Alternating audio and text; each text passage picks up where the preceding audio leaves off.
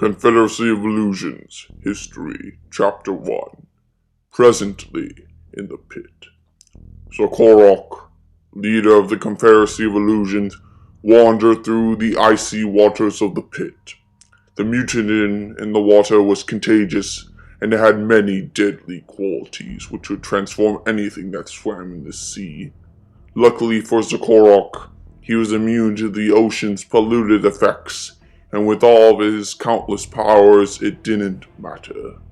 He shapeshifted into a more suitable form to fit his new environment. When he entered the pit just some hours ago, he already knew of the effects of the mutagen and knew where its strange existence came from. The substance was a form of radiation emitted by the energy sources like the Codex and Carta Nui. Sokorok had knowledge about the history and the background of the Matoran universe. He knew everything that was going on, or what is going to happen. He knew of Pterodax's ultimate plan to take over Matanui's body. He didn't care, since he already knew Pterodax inhabited a new body, a machine called Maxilos, that was now in the ocean. Sokorok had already predicted the battle coming ahead for him.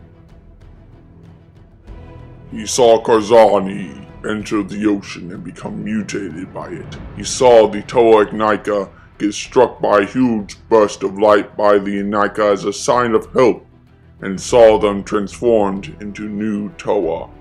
He saw the poor Matoran named Dagar transform into the new Hydraxan. Now he was swimming through the cold waters, looking for the thing he's been searching for more than 1,000 years. The Knohi Ignika. Sokorok knew of the mask's existence and all of its countless powers and abilities it possessed.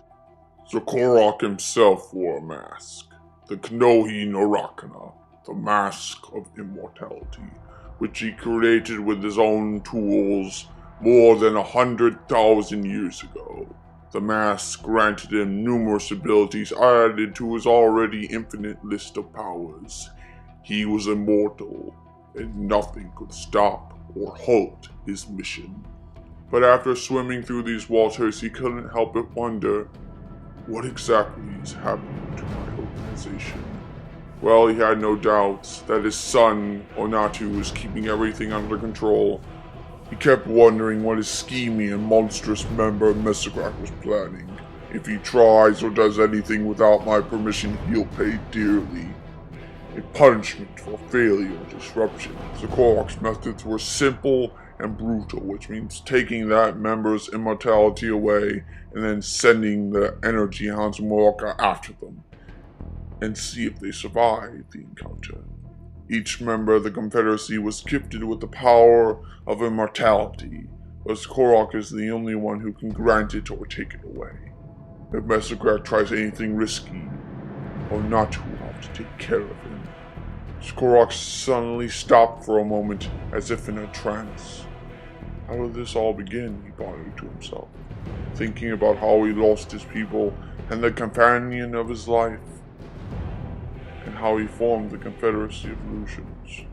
Sokorok began his story, and the seas turned dark.